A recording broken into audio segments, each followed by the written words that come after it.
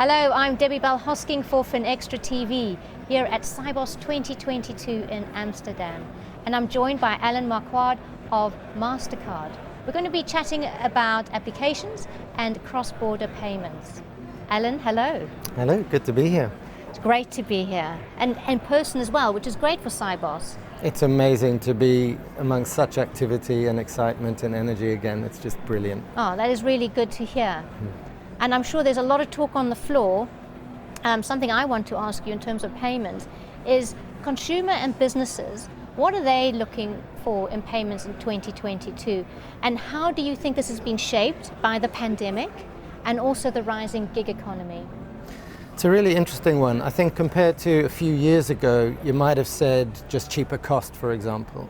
But I think now everything is about choice and flexibility, and then a little side order of transparency so that you actually can measure what you're getting. And why that's been shaped so much by the change in the way that we're doing things, like gig economy. In the past, for a lot of people, sitting, waiting for a monthly paycheck hits your account. Now, everybody's working in different ways. And in our borderless payments report, we actually tested this across thousands of people. 6 out of 10 respondents are earning money through a side gig, through some kind of consulting or whatever. And so the way that people need to get paid, they're selling things on platforms, they're emitting money, they need payment to wallets, to all sorts of endpoints. And because it's people, not just companies transacting, it really matters that they get their money, that they know where it is, that it's fast, that it's reasonable. So this thing of choice, getting money to people no matter what, is absolutely paramount. And it goes over especially into cross-border because, again, when we looked at the statistics on this, 40% of people who responded who are remitting money said that their families wouldn't have made it through the pandemic if their remittances hadn't processed properly. And 70% of the businesses we spoke to, the small and medium-sized ones, they said that without that international network of payments, they wouldn't have survived the pandemic either. So this kind of really matters. It's not just a luxury thing of choice. It's our responsibility, we certainly think, at Mastercard, to have people able to pay domestically, to cards, to accounts, to wallets, however they need to, because they really do need to. And from what you're saying, there's a lot at stake there for people. And this is also a highly competitive area, payments. Yes. Who do you think is going to win? I hope nobody is my short answer. And the reason I say that is, a lot of disruption has happened in payments, starting 7-8 years ago. Really, fintechs, financial market infrastructures reinventing themselves, everything being done on blockchain, instant payment systems being sprung up everywhere. I mean, you really can't even keep up with the news of what's happening in payments. Well, especially not at Sibos when everybody's telling you what they've just done. But I think it comes back to choice for a really, really important reason. And that is that people pay in different rails for different reasons.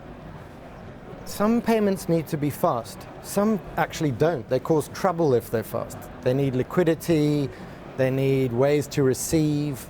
It's not as simple as somebody dreamt up a solution and here it is.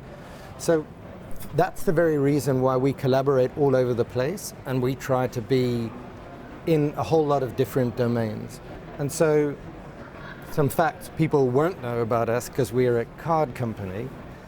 We run 14 of the 55 by GDP top instant payment systems in the world. We run the instant payment systems in the US and the UK. And in fact, we pay cross-border, we pay digital. We think we have to do that. So I don't want any of those to win. I want people to be able to do what they need to do. We need to serve our customers and not drive one product down their throats. Having said that, if I can be cheeky, I think there are two attributes that are hard to replicate that we have, if I can sort of proudly say that.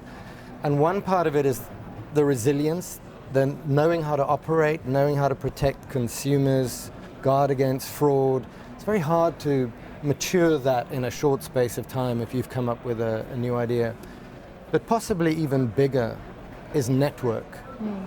You know, you have to be able to reach everyone for something to really work. There are a lot of solutions saying we do instant settlement, but what they mean is if you join a closed loop and everyone's on the same little platform, you can do anything. Well, yes, that's true, but creating the kind of network we do, like on Crossborder, we reach 90% of the world's population. That kind of reach is critical. That's why we try to collaborate. We want people to work with us and use that to build the things that consumers need. So I hope no one wins, but I also hope we win a little bit. And Alan, two words you've used quite a lot in this interview are choice and network. Now, if I was to ask you what you think is also important, and we're looking at the G20 now, with regards to payments, would you say it's cost, speed, transparency, or access? You know, I'm going to say it's all of them. And it really is, you know, I mean, just making this personal for a second, in the last 3 days, I've tried to send money between two countries, the UK to a European country, and couldn't process the thing on a Saturday. You know, irritating, someone's not getting paid, I'm trying to pay bills. I sent some money to a European country and got charged 300 euros a month ago. I mean, things are still not where they need to be in payments. So I think speed and cost are the ones that come to mind because they're quite easy to talk about. And they do matter, but what I will say, and you're going to hate me for this, still about choice. Because actually I want to be able to choose to pay more for something quicker, or, you know, I don't always need the same thing, even as an individual, all the time. So letting people choose how much speed, how much cost they want for a particular thing, I think that's appropriate. I think the two that we really can't let go of, so transparency, both on where people's money actually is while they're sitting around waiting for something to land, but also transparency on cost. I think people kind of deserve that to make their choices. And then access. In countries that we serve, like Pakistan, there are 100 million unbanked people. We've got to have solutions that reach everybody. Otherwise, we're just playing a game for the elite. And if we're not in this payments thing to make the world better, then I don't know why we're here. So all of them, but some of them need more attention than others. Alan, it's been wonderful talking to you, and it's been great to hear not only about choice, but that payments matter, and it's about getting it to the people who need to receive them. Thank you for joining us. It's been fantastic being here. Thanks for having me.